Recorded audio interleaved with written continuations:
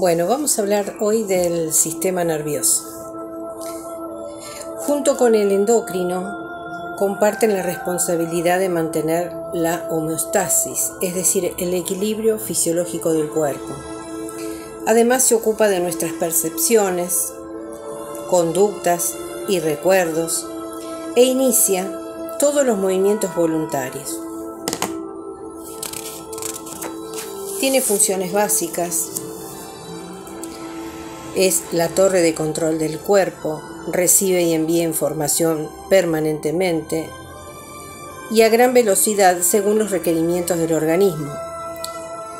Lo hace a través de una red de cableado que alcanza todas las partes del cuerpo.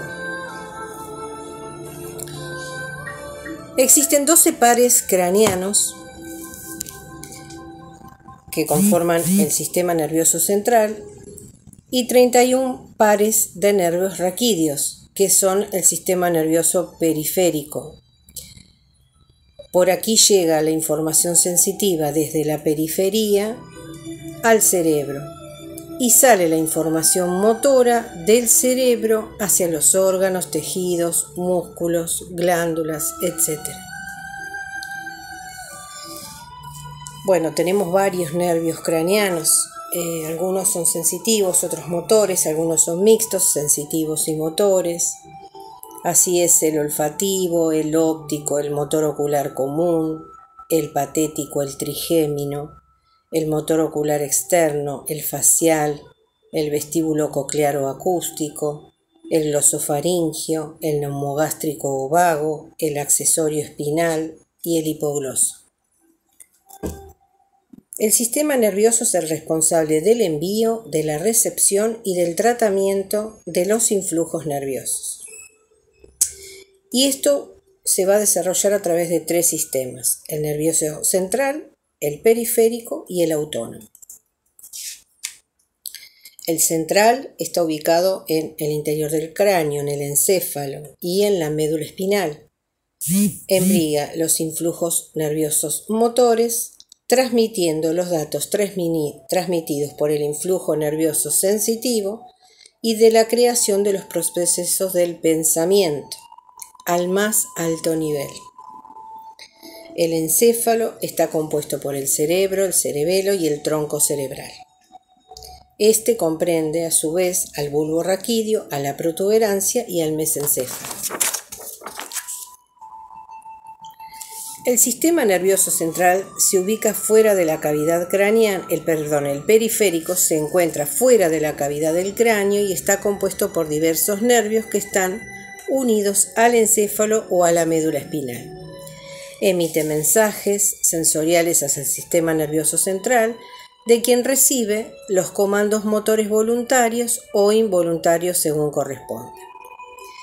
El autónomo, que es el simpático o vegetativo, funciona de manera autónoma, como lo dice su nombre, para garantizar las principales funciones vitales como la respiración, el ritmo cardíaco, la digestión, la secreción de hormonas.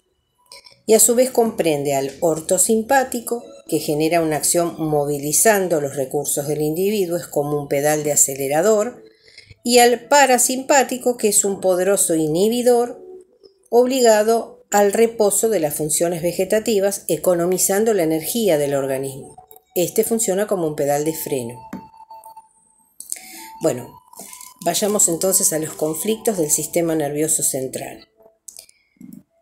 Básicamente hay un conflicto de desvalorización en términos de comando o órdenes. Todas las enfermedades que provienen de miedo son enfermedades a las que se les llama de pregesto y van a afectar a los nervios sensitivos, en este caso el conflicto en relaciones con el sentir o el sufrir. La información que ingresa debe ser tratada de otra manera. O los nervios motores, en donde el conflicto es respecto al control o a la orden, no ser obligado a determinada cosa. Y la información que sale debe ser procesada también de otra manera. Bueno, ahora vamos a hablar un poquito de las áreas y funciones del sistema nervioso periférico. En este caso hay que analizar nervio por nervio qué circuito efectúa, qué órgano inerva y cuál es su función, si es motora o sensitiva. Y se asocia el miedo o el conflicto con las órdenes, con el órgano, la glándula o el músculo que interviene.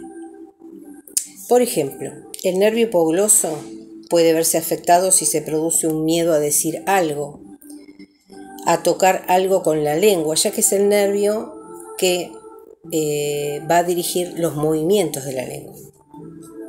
O con la obligación, órdenes de hacerlo. Bueno, y vamos a descodificar algunas enfermedades que atañen al sistema nervioso. Hay una que se le llama ataxia y se caracteriza por movimientos desordenados. La palabra ataxia viene del a, privativo, taxis, orden.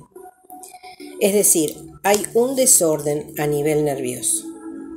Es un trastorno de la coordinación de los movimientos voluntarios con conservación de la fuerza muscular a nivel de los miembros y del tronco, debido a un déficit de la sensibilidad profunda que nos permite mantenernos en equilibrio, o de saber dónde se encuentran nuestros miembros en el espacio, todo con los ojos cerrados. Puede manifestarse al estar parados, en ese caso se habla de una ataxia estática, en marcha, ataxia locomotora, o en la ejecución de un movimiento, ataxia cinética. El cerebelo es el centro de la coordinación fina de los movimientos de los músculos, mientras que la información que emerge de allí es transmitida hacia los músculos por la médula espinal y los nervios periféricos, respectivamente. Un trastorno en la médula espinal o en los nervios periféricos puede causar ataxia o una lesión de las vías de la sensibilidad profunda, por ejemplo, una lesión del oído interno. Los síntomas serán una mala coordinación de movimientos, trastornos en la coordinación de los músculos, lo que puede provocar trastornos en la marcha, de los movimientos voluntarios, del equilibrio o de la verticalidad al estar parados, así como de la guía de movimientos por medio de la vista.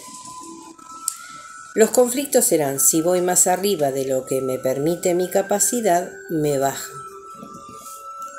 El marido quiere pero la esposa no, o viceversa. Conflicto de ser dejado plantado o de ser derribado cuando estoy por avanzar en mi vida. Un estado de nobleza perdida. Función: para retener el movimiento y derribar.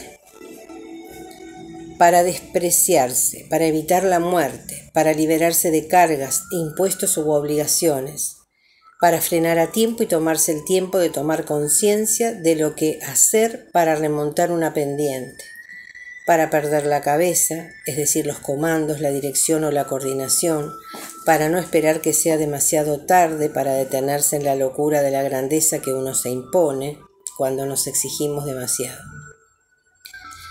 Cuando es en el cerebelo, hablamos de ataxia cerebelosa.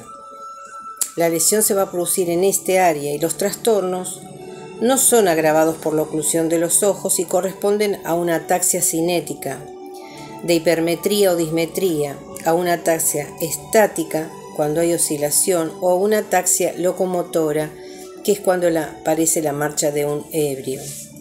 El conflicto cuando la ataxia es cerebelosa es el de caída con obligación de restablecerse, de levantarse para escapar a la muerte, de un conflicto programante de aprendizaje de la marcha con pérdida del equilibrio.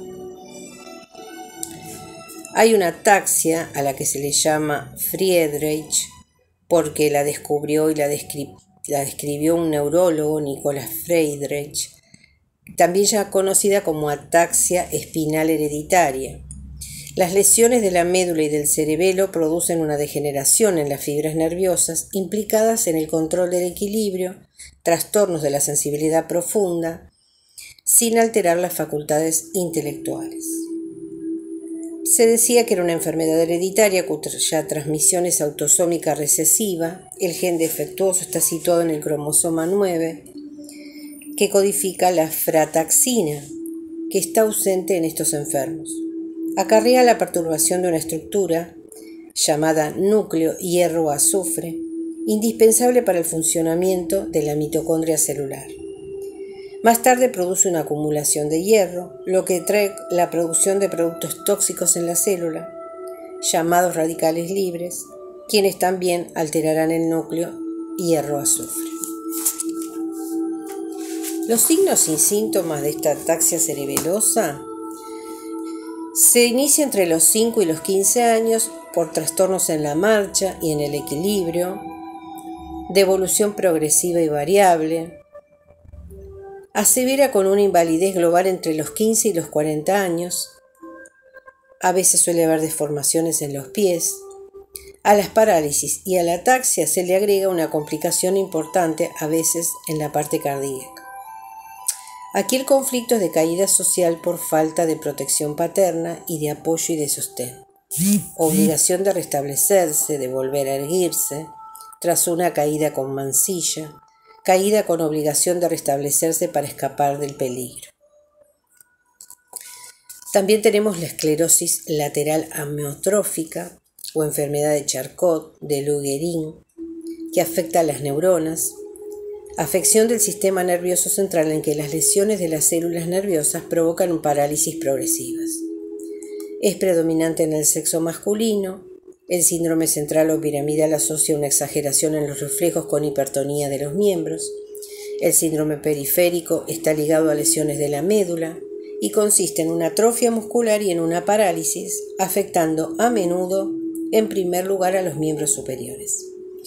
En la esclerosis lateral amiotrófica, el conflicto es el de desvalorización en término motor, de desplazamiento en el sentido lateral o en el sentido antero-posterior. Un conflicto de desvalorización en un movimiento lateral o de desplazamiento en la lateralidad con amenaza por detrás. Conflicto de querer huir y no poder, de un gesto que no debería haber sido hecho, pero no lo fue. Verificar qué músculos están afectados, de qué vértebra sale el nervio hacia ese músculo, asociando la simbólica de tales vértebras al miedo de ejecutar tal acción. Hay un deseo o miedo de vivir al lado de aquel o de aquella que amamos porque es peligroso y prohibido. La esclerosis múltiple habla de placas de desmielinización, es decir, se ha perdido la mielina, que es la sustancia que protege a los nervios. Se habla de esclerosis en placa. La mielina es una sustancia lipídica que envuelve a la fibra nerviosa de la sustancia blanca, que se produce por una esclerosis de esa sustancia blanca, endurecimiento por depósito anormal del tejido conectivo, y aparece en forma de placas. Impiden que las fibras nerviosas afectadas transmitan el influjo nervioso. Las primeras manifestaciones pueden aparecer en las funciones sensitivas, con hormigueo, impresión anormal del tacto, o motrices como parálisis transitoria del músculo de determinado miembro, de la visión, del equilibrio o incluso en el control de la micción urinaria. En raros casos debuta con trastornos cognitivos como la memoria o la atención. Un síntoma muy frecuente es el de arrastrar uno de los pies. En la esclerosis múltiple el conflicto es una enfermedad de pregesto, de futuro, desvalorización y conflicto por desplazamiento en la verticalidad, orientado hacia abajo. Verticalidad en la que se aplica la fuerza de gravedad, el peso y el cuerpo arquetipo. A título de ejemplo es el miedo a caer, a la caída, siendo un desplazamiento al cual el peso da una orientación hacia abajo. Conflicto con la autoridad, con las órdenes, miedo a caer, estar obligado a determinada orden, factor coercitivo de presión del medio, desvalorización, desplazamiento vertical, estrés en el descenso, caer es igual a morir, conflicto de desvalorización frente a una caída mortal, conflicto de caer más una desvalorización más una pérdida del porvenir, de un proyecto, conflicto de desvalorización, soy demasiado estúpido o torpe, ligado a una imposibilidad de remontar o de volver a subir para vivir. Por ejemplo, el buzo que está atorado y no puede subir para tomar aire, conflicto de miedo a retomar a reflotar un negocio por miedo a volver a caer precipitosamente y sentirse desvalorizado. Porque cuando hablamos de un conflicto de caída vertical, recuerden que el cerebro toma las cosas como reales o simbólicas. Una caída económica en un negocio se interpreta como una caída real. Conflicto de encierro, de prisión, haber caído bajo. En el proyecto sentido, nací para retener a uno de mis padres, en términos de miedo a la partida de uno de ellos. La esclerosis múltiple en cerebelo se conoce como ataxia. En el cerebro puede provocar Alzheimer. A veces afecta a los ojos para no ver o no mostrar cosas monstruosas, miedo a ver o miedo a partir, a verse obligado a ver o a partir. En el cuello, afección de toda la motricidad del cuerpo para no combatir, para no ser muerto o para no matar. Afección del nervio óptico, haber visto caer o haber sido dejado caer. La transposición biológica es detener la transmisión antes de que ésta llegue al músculo, es decir, afectan al nervio motor. Es la fase que precede al movimiento, no debe ser hecho, entonces provoca parálisis, para no ser obligado a avanzar, caer y morir. La afección del nervio óptico, que es un nervio sensorial de la vista, segundo par craneano, transmite la información visual de la retina al cerebro y también cumple un rol en el equilibrio. El conflicto será una realidad cada vez más agresiva en términos visuales y de órdenes. Habrá una ulceración o glioma de los nervios ópticos para determinar las informaciones visuales antes de que lleguen al cerebro. Cuando hay neuropatías ópticas, estoy frente a un fuerte conflicto visual y un gran estrés porque no me arrepentí cuando impedí un contacto, una evolución, una realización para mi madre o para el otro en posición de dominado respecto a los más altos valores o aspiraciones. Cuando hay hipertensión intracraneana, hay que combinar los conflictos relacionados al diagnóstico y un conflicto visual.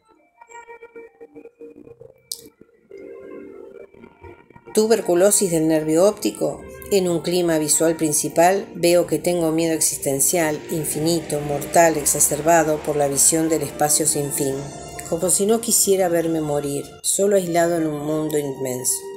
Conflicto de desvalorización respecto a ver matar, ver morir o ver enterrar en posición de dominado frente a órdenes superiores. No quiero ver eso. Desmielinización del nervio óptico. Quiero cortar la información, no ver la mirada del otro. Miedo a mirar el conflicto en pleno. Miro alrededor y me hago el tonto tratando de eludir. El temor a fondo. Miedo más desvalorización, más conflicto con un movimiento en el sentido de acercamiento o alejamiento. Bueno, hasta aquí llegamos. Seguiremos con lesiones nerviosas en otro video.